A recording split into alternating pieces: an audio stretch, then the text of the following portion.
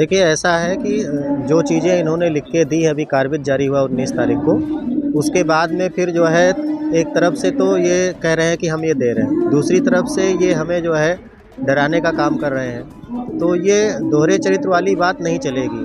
आप हमें जो है हमारी या तो पीठ ही थपथपाइए या फिर हमें खूब बल भर के मार ही लीजिए। और आप कह रहे हैं कि मतलब रोइए भी नहीं हंसिए, तो दोनों साथ नहीं हो पाएगा। रामचरितमानस में लिखा है दोनों साथ न हुए भुआलू, हंसब ठठाए फुलाओ गालू। तो मतलब हम ठठा के हंसे भी और गाल भी फुला के बैठे, ये दोनों एक साथ नहीं हो सकते। देखिए, हम कोई नाजायज़ मांग के लिए इस मिशन में हड़ताल पे नहीं हैं। हम अपनी जायज़ मांग के लिए हैं। और जो हमारी एचआर पॉलिसी है, शासन प्रशासन ने मिलकर बनाया है, वो हमने नहीं बनाया है। हम उसी की मांग उन्हीं से कर रहे हैं और वो जब तक लागू नहीं कर देंगे, इस तरह के पत्रों से कोई डरने वाला है नहीं। उनको निकालना है, सबको एक साथ निकाल दें, कोई दिक्कत नहीं है। लेकिन अगर वो पॉलिसी है और 10 वर्षों से लंबित है तो उसको इस बार हम लोग बिना लिए वापस जाने वाले नहीं हैं। डटे रहेंगे, डिगेंगे नहीं, किसी भी कीमत पे हटने वाले नहीं हैं। वो चाहे एक एक करके सबको निकालते जाएं, हमें कोई एतराज़ नहीं है। हम अपना और काम ढूंढ लेंगे, लेकिन हम इनके मंसूबों को फेल करके ही छोड़ेंगे। और हमें वो चाहिए, वो हमारी जायज़ मांगे। मिशनकारियों में उत्साह का माहौल है, उनके पत्र से हम लोग डरने वालों में से नहीं है। ये दमनकारी नीति के द्वारा ये लोग इस तरीके के पत्र को जारी कर रहे हैं। ठीक है, वो अपना काम कर रहे हैं, हम अपना काम कर रहे हैं। हम लोग जब तक हमारी मांगे नहीं पूरी हो जाती, हम लोग धरने पर हैं। नो वर्क नो पे पर है, तो उसी पर हम लोग हैं, सहमत हैं। यही चाहेंगे कि जिन्होंने काम किया है, जिनकी सैलरी दी है, उनसे उनका वर्क प्रोफाइल मंगा लें कि उन्होंने कितना कार्य को प्रगति पर ला दिया है, कितना अचीवमेंट हो गया है, जिसके उस पर हम लोगों को साथ में इस तरीके कर रहे जिनको भी दिया है। बस यही है, हम लोग हमारी मांगे पूरी कर दें। जो आगे होना है कुछ समय बाद जीबी में होना है, लेकिन कुछ तो बताएं कि कैसे कितना करेंगे। 52 दिन हो गया, लेकिन कोई जो है समय सीमा नहीं निर्धारित है कि कितने समय में क्या चीज़ पूरा किया जाएगा। एक समय सीमा के अंदर चीज़ों का निर्धारण कर दें। हम लोग भी जो है गरीबों के लिए काम कर रहे हैं। गरीब लोग, महिलाएं परेशान हो रहे, हम भी काम करने पे जो है आने को तैयार हैं। लेकिन हमारी जिस मांग को लेकर के आए थे उसमें से कुछ तो मांगे पूरी हो, ताकि हम भी अपने मान सम्मान के साथ में जा सकें। हम लोग आज 30 नवंबर से लगातार यहाँ धरने पर हैं और हमारी गुजारिश है माननीय मुख्यमंत्री जी से, माननीय केशव प्रसाद मौर्य ग्राम विकास मंत्री मुख्यमंत्री जी से, कि हमारे इन प्रोफेशनल युवा साथियों के ऊपर भी दया दृष्टि करें।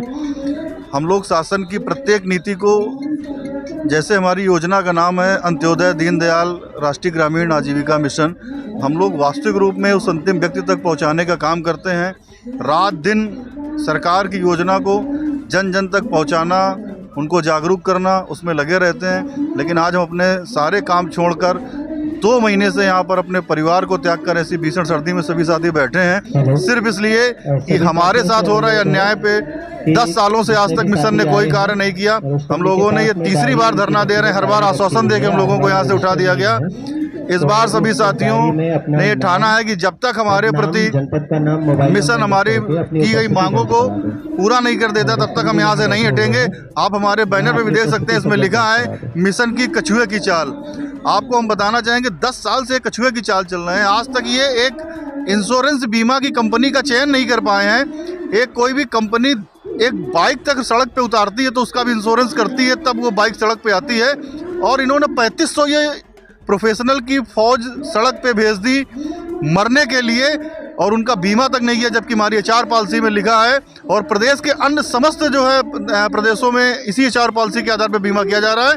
और इनकी इस लापरवाही का जो दंड भुगतान। आप देख रहे हैं नवोदय प्लस टाइम्स में शाहिद खान। इस वक्त लखनऊ के इको गार्डन में हम लोग खड़े हुए हैं और आपको बता दें, उत्तर प्रदेश राज्य ग्रामीण आजीविका मिशन की जो हड़ताल है उसका आज 52वां दिन है।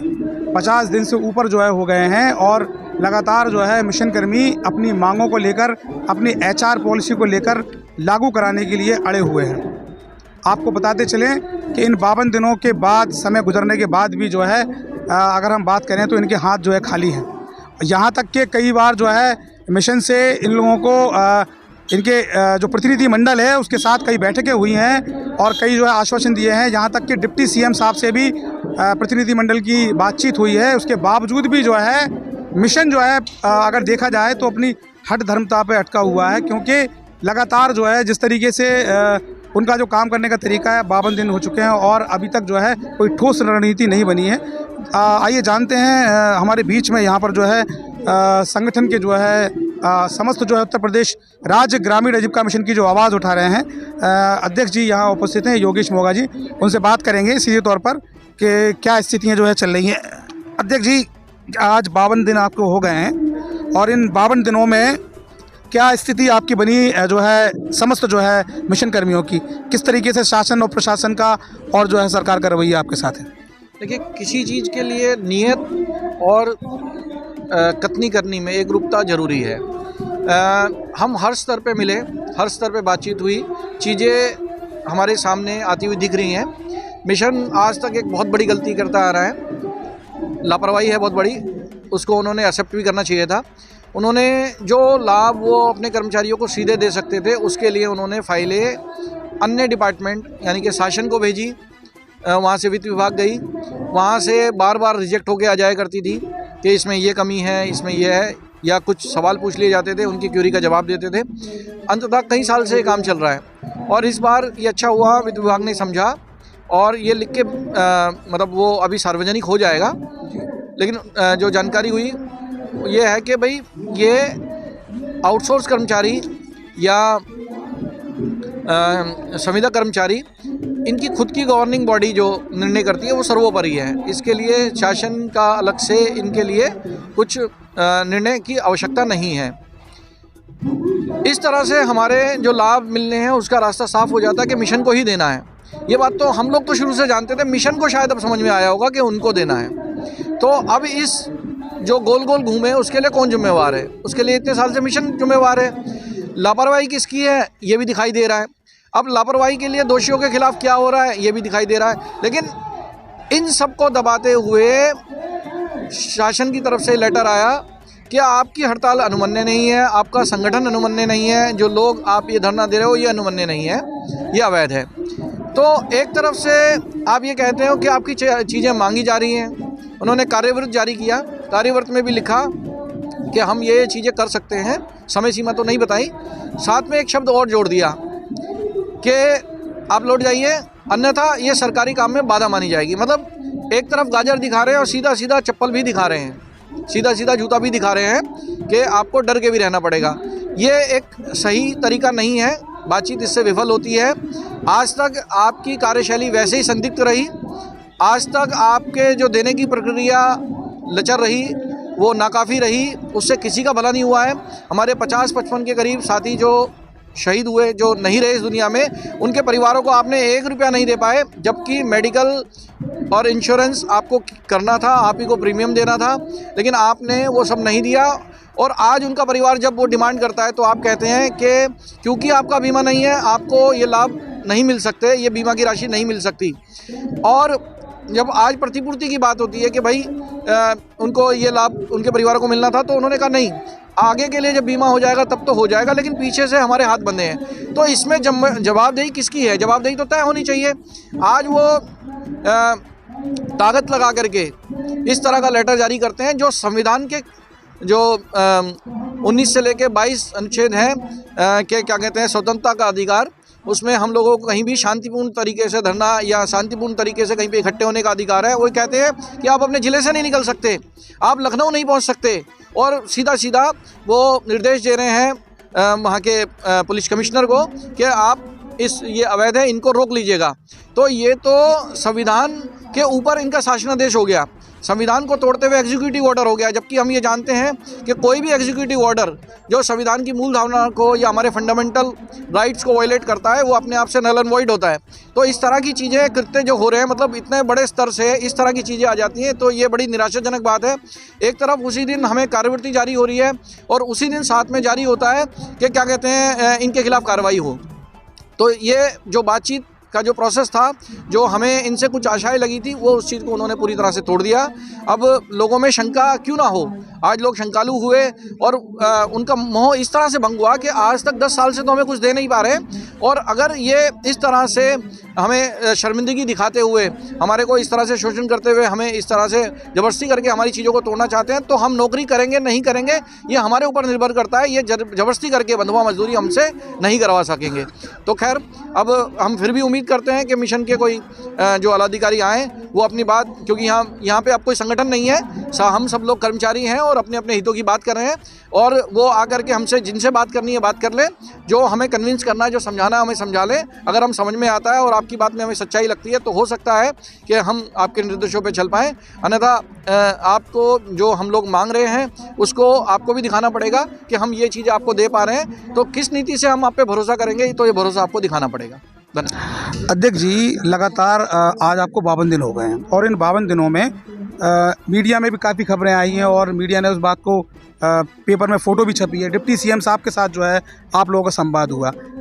मतलब एक बड़े दिलचस्प बात यह है कि मतलब सोचने वाला विषय है कि उत्तर प्रदेश के डिप्टी सीएम आपसे बात करते हैं, और बात करने के उपरांत जो है सकारात्मक रवैये में आपकी बात जाती है, क्योंकि ये भी सुनने में आया था कि आपका एक विशाल धरना जो है दिल्ली में होने जा रहा था जंतर मंतर पर, जिसको आपने डिप्टी सीएम साहब के जो है आश्वासन के बाद उसको आपने जो है श्रद्धांजलि सभा में परिवर्तित किया।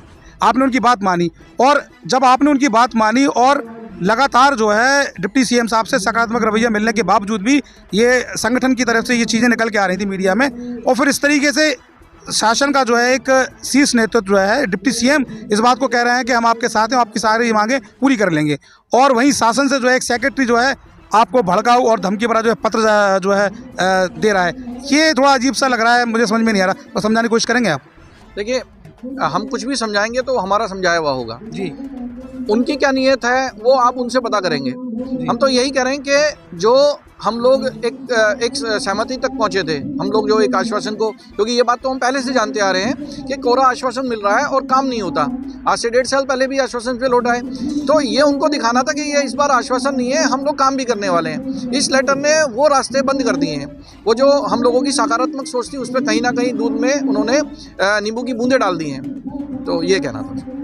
आप साफ देख सकते हैं कि ये जो है जो आंदोलन चल रहा है उत्तर प्रदेश राज्य ग्रामीण आजीविका मिशन का, इसमें जो है अब 2 तरह की बातें जो है सामने आ रही हैं। पहली बात तो ये कि एक तरफ तो जो है डिप्टी सीएम साहब के साथ जो है इनका प्रतिनिधिमंडल मिलता है, और मिलने के बाद उनको सकारात्मक चीज़ों की तरफ उनको आश्वासन दिया जाता है कि आपकी मांगें मौखिक रूप से इनसे कही गई, और साथ ही साथ वही शासन के जो है एक सेक्रेटरी जो एक पत्र जारी करते हैं, उस पत्र में साफ तौर पर इनको धमकाया जाता है। ये समझ में ये नहीं आ रहा है कि ये दोहरी जो नीति जो है अपनाई जा रही है, इसके पीछे क्या जो है शासन की प्रशासन की मंशा है, आखिर इनकी मांगें जो है कब तक पूरी होंगी, और ये अपनी जो है उत्तर प्रदेश राज्य ग्रामीण आजीविका मिशन के जो मिशन कर्मी हैं पूरे उत्तर प्रदेश से 75 जनपदों से लगातार जो है आज 52 दिन इनको हो रहे हैं, आज 52 दिन हैं धरने के, और इस धरने का 52 दिन में अगर देखा जाए तो इनके हाथ खाली हैं। सरकार को और शासन को, मिशन को अब जाग जाना चाहिए। ऐसी ठिठुरती हुई ठंड में जो है लगातार जो है सर्दीली हवा चल रही है, और अपने बच्चों को